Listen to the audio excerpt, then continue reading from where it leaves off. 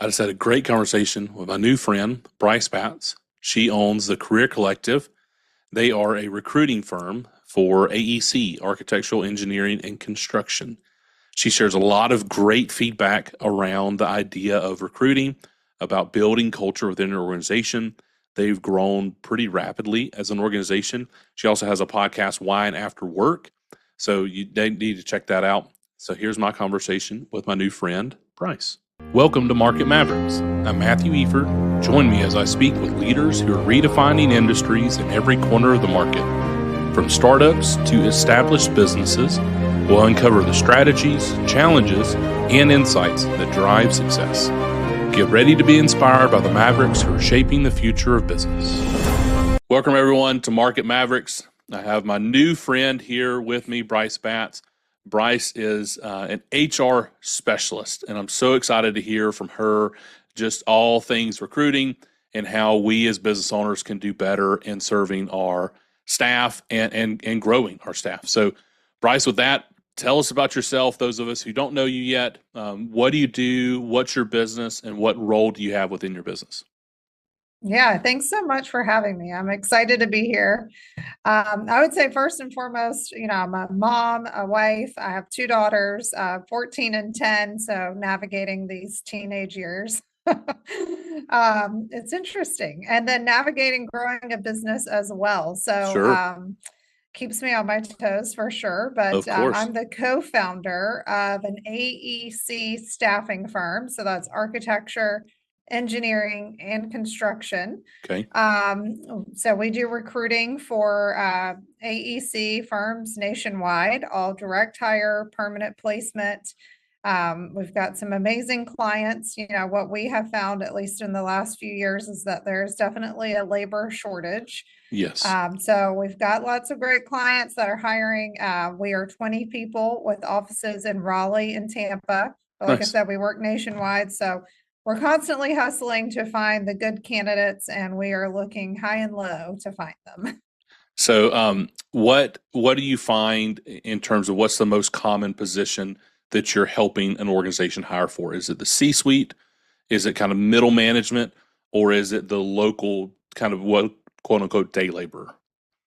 Yeah, we don't do any day laborers. So Okay. it's, those degreed architects and engineers.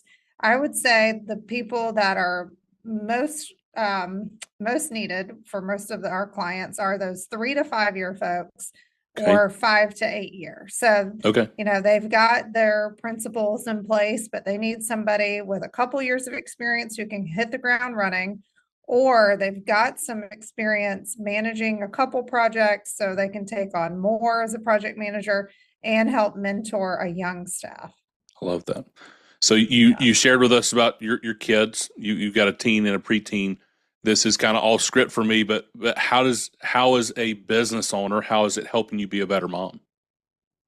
Oh, that's so good. I think for sure, when you own a business or start a business, it's like holding a mirror up to yourself and you're constantly trying to improve. I think my communication skills have improved. I Okay. think I've learned to stay calm, cool, and collected under pressure. Nice. So I think back to like when my 14-year-old was younger, and I mean, there were times I was yelling, I would get more stressed out, and now I kind of take it in stride and Cool. take a deep breath and I then love that. respond. And are your kids involved in the business at all? Do they have kind of any connection with the business? My older one helped do some admin work. I think it was last Christmas and then over Nice. the summer a little Yeah, bit. cool. So yeah, give her some grunt work to I love that. do. So when did you and your co-founder, when did y'all found this business? Number one, and then number two, the kind of connection to that. Talk to us about the first 12 to 24 months of that business creation. Good, the bad, the ugly. We got a lot in our audience that are maybe want to start a business, and it's a great piece of advice that you can give in that kind of startup phase. Yeah, so we founded the business in early 2022. My Okay. business partner was living in Denver, single guy. And so he decided he would move his life to Raleigh. So this is where we're headquartered. Cool. So going on 3 years now. And the good, the bad, and the ugly. The good was it was very exciting. We were no longer working for someone else. We were starting our own business, and we were in hyper growth mode in the beginning, and we hire in classes. So Okay. we would hire in like a group of 4 to start. And we were in a co-working space, and now we have the whole 4th floor right across from where we started. I can look out my window now and see it, where we started in that co-working space. So it's been nice to grow. We've got an amazing team of 20 now. I will say we made plenty of hiring mistakes, and that may seem like an oxymoron because we're a recruiting You guys are a company. recruiting firm. So talk to us about that. What are some mistakes that you made?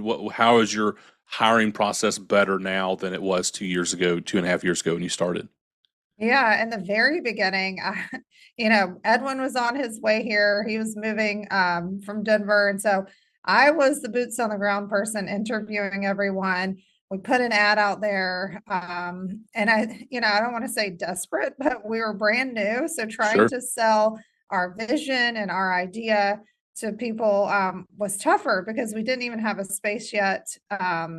So now we know what to look for. We take people through a multi-process hiring interview stage. Okay. And And what so are some of that those has been stages, if you helpful. don't mind? What kind Yeah. of So stages do you go through? now my business partner and myself, we do the first call. Okay. So we just do like a 15-minute call, and we feel like from that, sometimes it may last 30 minutes, but we can really pick up on if this person's going to be the right person and weed them out pretty quickly. Cool. There's little things like if they want to work remote, well, we're hybrid, so that's not going to work.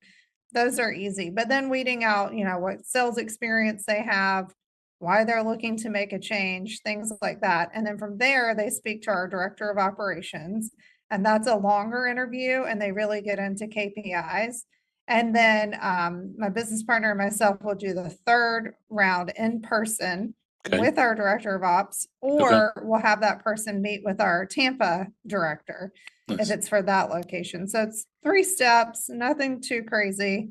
But we have found taking those 3 steps really helps. You've heard the old adage, fire fast, hire slow. And I would say we had that reversed. In the beginning, we were hiring really fast. As most new businesses do. Yeah.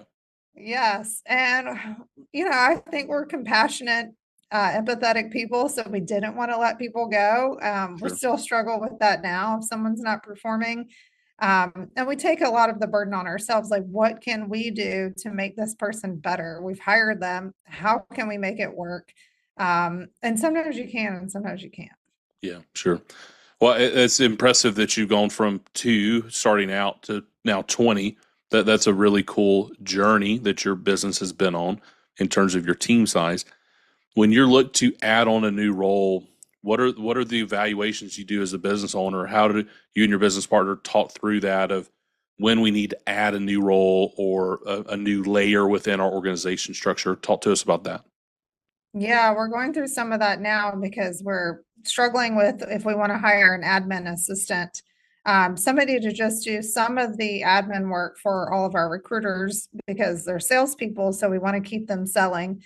So a lot of it is figuring out exactly what that job would look like for a role like that, how many hours we would need them, if this is really going to increase production for our recruiters. Sure. That with recruiters, when we're hiring them, we're looking at, do they have enough experience to come in, or at least, do we have the work to offset bringing them in to keep them busy? And can they hit the ground running within the first couple of months so they can really start billing? For our business, the way it's set up, the way we make more money is to hire more recruiters, more butts and seats. Hopefully that means more placements. Okay. So, we see it growing exponentially based on the number of people we're bringing in. I love that. So talk to us about like the culture of your organization, how you've established that. You said you were casting the vision when you first started out. What's kind of the vision that you have? Why does somebody work with you? Why does somebody work with your organization as a recruiter? Talk to us about that and how you seek to establish that over the last almost 3 years now. That's one of the things that was really important to me and my business partner when we started this, because we both worked together at a previous firm. Okay. That's how we knew each other. Okay. We were competitors. It was a very doggy dog world that we came from. And we were always vying for the number one or two spot. So when we made the change, it was, first off, it was hard to get out of that competitive mode. Like, okay, now we're Sure. partners. Sure. And if anybody out there has a business partner, it's like a marriage. So Yeah. Oh yeah. talk about some ups and downs in the beginning. It's like just getting to know that person and how you work together. But for culture, that was such a big piece for us because it was missing where we came from. And so we talked a lot about how we could implement that, what it would look like, and I think we've done a good job of this. It's monthly team days, once a month, both in Okay. Tampa and in Raleigh, where we Okay. get out of here on a Friday at 10 o'clock and go have brunch and play putt-putt, or, Yeah. Cool. do a ropes course, like whatever it may be. And then we have a President's Club trip that we do in February. And so they do have to earn that trip based on their sales numbers. Okay. Always out of the country, always all inclusive, and they get to bring a +1. Yeah. So Cool. that's really fun time for them to, just let loose and have a good time. And then we do a big holiday party in December where they can also bring a +1. And if you're familiar with North Carolina at all, the last few years it's been in Pinehurst. Oh yeah. So they can golf, they can go to the spa, and we Cool. cover all of that. So that's a really fun weekend for the whole company as well. And you bring the team up from Tampa for the big holiday party? We do. Cool. Yeah. And so, we're thinking ahead, like, when we're too big, and maybe we do something cool like that in Tampa, and then, our own thing here in Raleigh. But the other big part of the culture here is everybody works together. It may sound cheesy, but we're career collective. So we say we work as a collective. Okay. Everybody has each other's backs. We have SOPs in place so they don't step on each other's toes, but everybody is looking out for everybody else, because you can imagine in some sales recruiting environments, people will stab you in the back. Sure. People will, oh, you forgot to call. I'm calling that candidate, or I'm calling that client. Yeah. And that's not the kind of environment we wanted to have here. Sure. Well, you and your business partner, your co-founder, you're setting that example yourselves, because you came from a competitive environment and you're learning to work together. You still are competitive in the sense that you're encouraging each other to be better. But you're still pushing to say, hey, there's a team, we're going to push to be better. And I love that you're giving your team the opportunity to have experiences outside of work together, right? It's, if you've ever, I grew up in church, faith's a big part of who I am. And we would always go on mission trips together, as our church would, youth group or just church in general. And you would go away and have these experiences together, and you'd come back and you'd be so much closer, and you would work better together, and you would be so nice. And it was just the conversations that happen outside of the office. So I love that you're doing that. But then the second part of that is you have the President's Club, which I love the naming of that, first off. But I love that it's something they can strive for, to say, hey, this is a great trip. It's out of the country. It's all inclusive. Bring a +1, enjoy yourself, but earn it. So that way your cream rises to the top. You're giving your A players, those people that are producing, you're giving them something to strive for, and then you're rewarding them for that. Yeah. And then as part of the culture, we have unlimited PTO, and we, it's a production environment. So we say we're all big boys and girls here. As long as you're producing, you can take off whatever time you want to take off. We just need to make sure your desk is covered. We know what's going on. And then all the standard benefits, but then we have a hybrid schedule. So Wednesdays and Fridays, they can work from home. And then also based on production, they can work a half day Friday, or they can have Fridays off. So then, they've really got a 4-day work week, and who doesn't want to do that? Yeah. So that sounds like a great opportunity. I love that. But again, I mean, you've created the environment, the culture for the right people to excel in. That someone who's not a go-getter, someone who's not a producer, is going to hate that role. But you're saying, hey, this is not the role for you. These producers, these people we want in these seats, they're going to love this. And I'm sure they do. And that's why your team's as big as it is now, and why you continue to grow. So Everything's obviously not been all sunshine and roses. You've made mistakes. We love to learn from people's mistakes. It's a great way for us to learn as individuals, to hear stories of maybe pitfalls or holes in the road that we can avoid. So, what's a mistake that y'all have made in the life of this business, and what's something you learned from it? I think the biggest mistakes we've made, like I said, were with the hiring. Just hiring too quickly and then not firing fast enough, keeping people on for too long. Because yes, maybe they're a culture fit, but as you said earlier, it's almost more stressful if they're not producing. It's stressful for us and for them Yeah, to try to make it work. So we've been in that situation. And then, as I mentioned as well, having a business partner, he and I are great, but it is like a marriage and you have to learn each other's communication styles. And I think you have to be really clear on what your role is going to be within the company and what my role is going to be. And luckily, we bring different things to the table. We're yeah, both great at recruiting, but I'm more marketing and business development, and he is more of your hard sales guy, like the great floor manager in their face, yeah, squeezing every ounce of production out of them. So we both have different assets, and I think that's really helpful. yeah. That's great. That's a great piece of advice.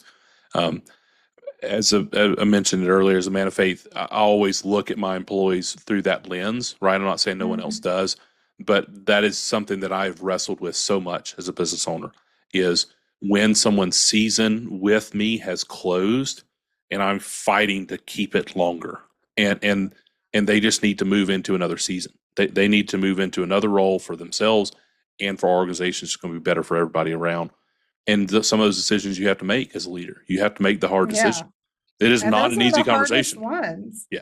And you asked about when we know to hire, and I failed to mention this earlier, but we have a fractional CFO and Nice. she's incredible. So she helps us walk through the numbers. And I will say that's something that really helped us Cool. in the beginning and helps us now.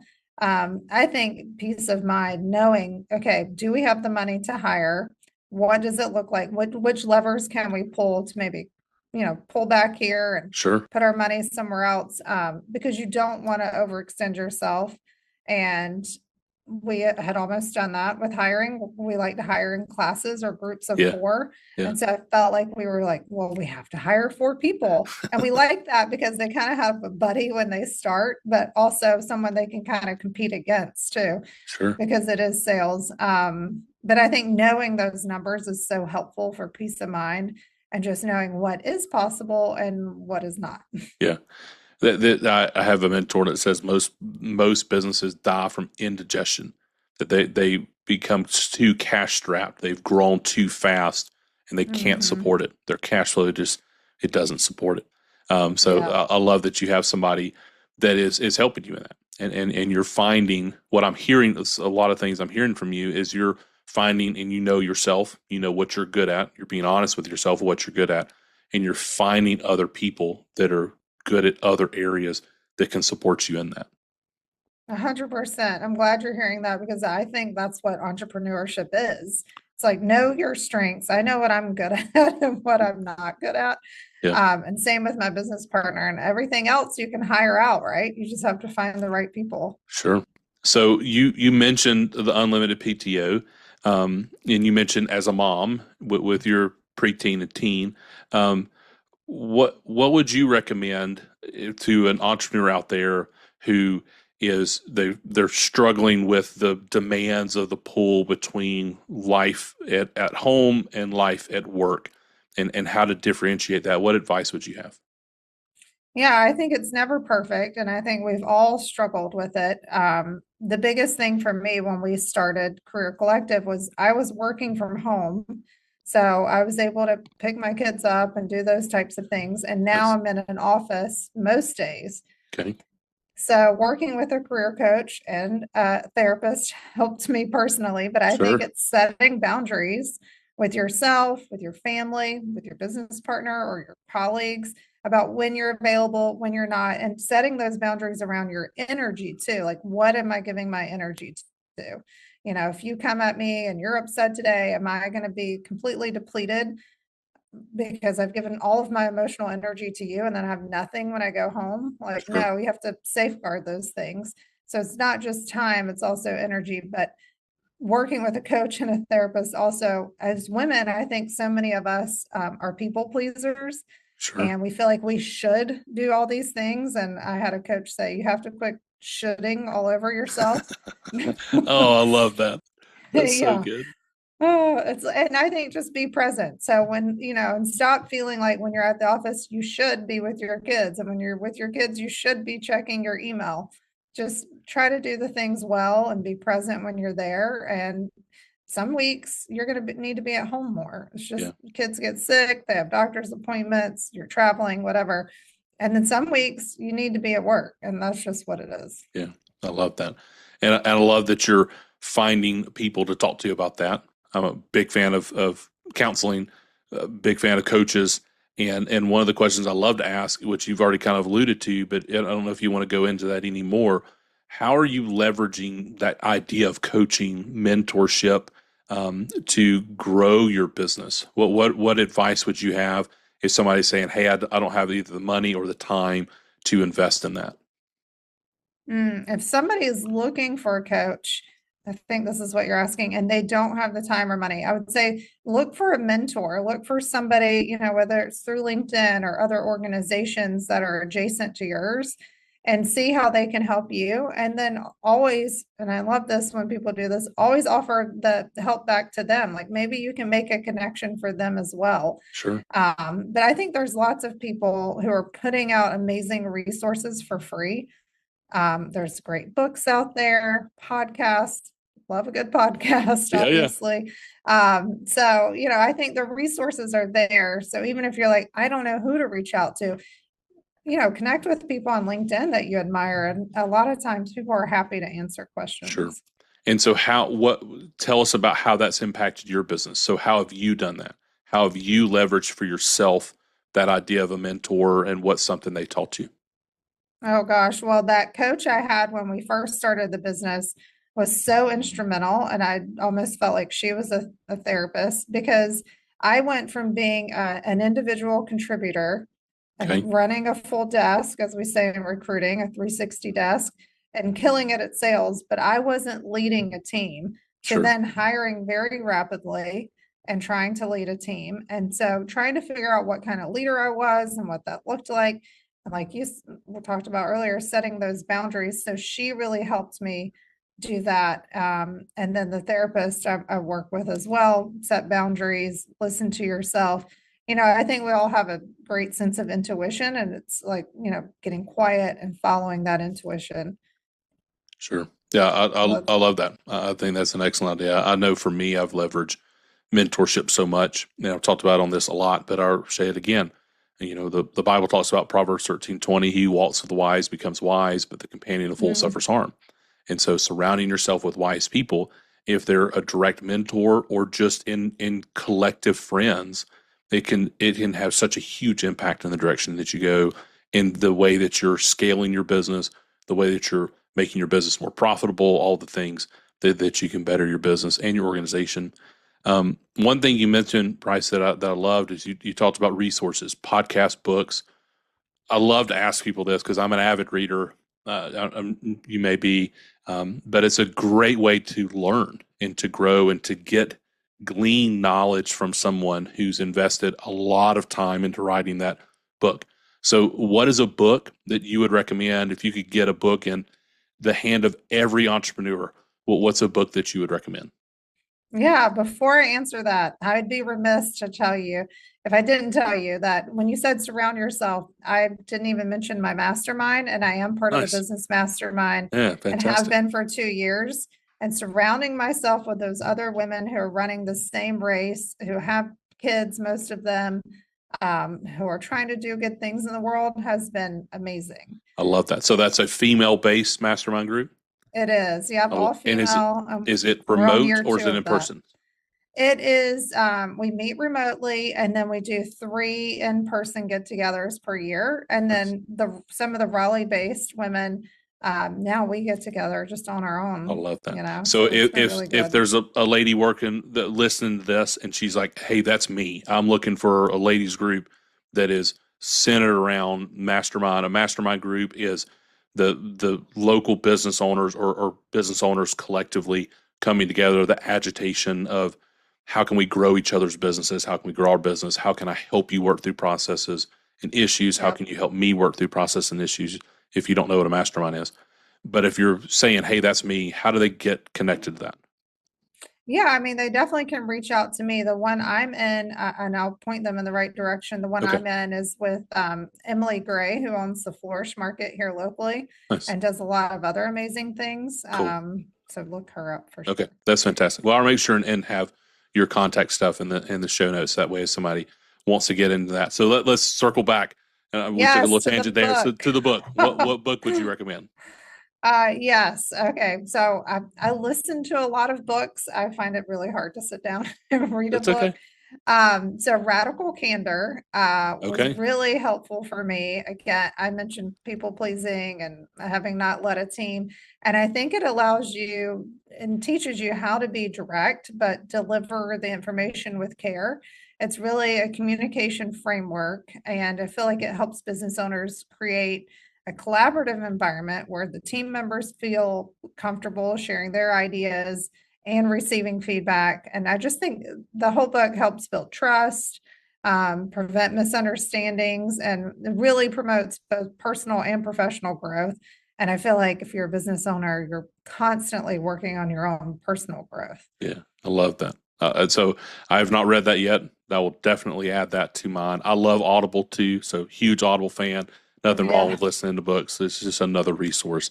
Um, a couple of questions to finish up our time, Bryce. I really appreciate your generosity in sharing with us.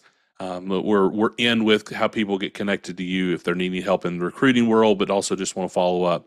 Number one, we love to talk about commitments, not just goals. It's a little bit beyond that. It's, hey, I'm committed to doing this in my organization over the next 12 months. So Hmm. what is a commitment that you have within your organization for the next 12 months, call it into year 2025? Oh, that's good. Well, we're committed to our culture, and we say even if you're billing $1 million a year, but you're not a culture fit, it's not going to be a good fit long term. Yeah. And we're really committed to standardizing everything. So Nice. we're big on creating SOPs for everything we do. We've got a Tampa office, but we're hoping to expand beyond that one day and want to continue growing. So we just think if we can standardize everything as much as possible now, it'll make it so much easier in the future. I love that. Yeah, it has definitely helped our organization. When we franchise our organization, that was the reason we were able to do that, Mm, is because we had systematized and created processes, SOPs, standard operating procedures yeah, for our organization. So that's awesome. kudos to you. I'm glad that you're doing that. It is a worthy investment of your time, and I think it's a very, very good commitment. Last question. If you could go back 10 years ago and you could talk to younger Bryce, what would you say to her? What piece of advice would you give to your younger self? Oh, this is a good question. I would probably say believe in yourself. You can Okay. do it. Just keep going. I think like any person or business owner, you have to be patient and persistent. And I am not patient, Okay. so I have to work on that. I love setting goals and striving towards those goals, but sometimes I've tried to do things too quickly, and I know this about myself now. So I would say just patience and persistence and believe in yourself. I love Yeah. that. I love that. What an excellent way for us to end. Bryce, if somebody's interested in getting connected to you, I know they can get connected to you on LinkedIn, but how do they get connected to your organization if they're in the AEC department and they say, hey, I need help recruiting, I really need some help? Or if they're a recruiter, if they're a salesperson and they say, hey, I like Bryce, I like the culture that she's established, and I want to be a part of that team, how do they get connected to you? Yeah, thank you for asking. So yes, I'm always on LinkedIn as a recruiter. I always have it open on my desktop. So LinkedIn at Bryce Batts.